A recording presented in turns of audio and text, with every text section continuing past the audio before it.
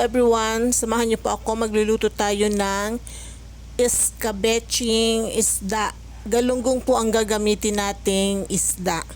So, umpisa na po natin ang pagluluto. Madali lang po itong gawin mga ka-grandma. Simple recipe at the same time, madali lang pong lutuin din. So, nagpainit na po ako ng kawali and then nilagyan na po natin ng mantika. And then, igigisa po natin ng luya, sibuyas at bawang. Inuna ko po ang luya. Kapag po lumabas na yung kanyang aroma, isusunod naman po natin yung sibuyas. And then, sunod naman po natin ang bawang.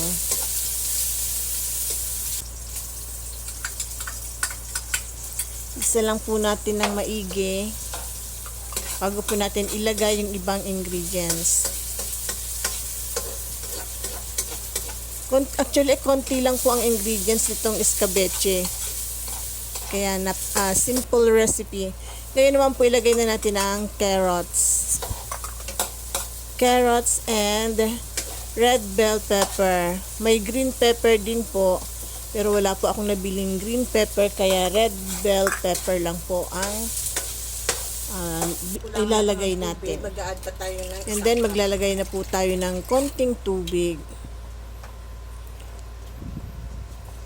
Pagkatapos po, tatakpan natin at hayaan natin kumulo. Pasensya na po, medyo inaantok pa si grandma.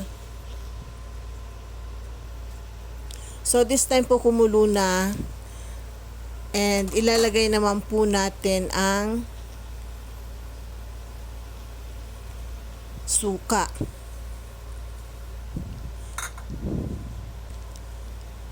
Ilagay na rin po natin ang brown sugar. And then, maglalagay na rin po tayo ng salt and pepper to taste.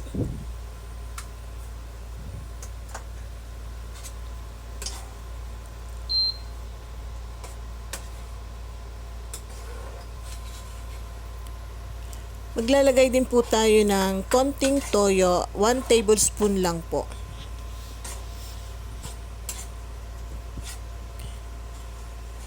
Ngayon naman po ilagay na natin yung slurry. Yun pong tinunaw na cornstarch. Haluin lang po natin ng maigi para po hindi mamuo yung cornstarch, yung kanyang sabaw. And then ilalagay na po natin yung isda. Pinirito ko na po yung isda bago po tayo nag-umpisang maggisa.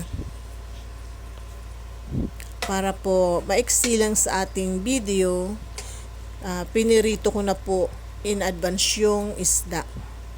So, ready to serve na po itong ating escabeching isda. Yummy, yummy. Sana po nagustuhan niyo ang video na to at kung nagustuhan niyo po, huwag kalimutang mag-like, share, comment, and follow. Ito na po ang escabeching isda. Sana po nagustuhan niyo ang video na to at kung nagustuhan niyo po, huwag kalimutang mag-like, share, comment, and follow. See you again on my next video. Thank you for watching. Bye. God bless everyone.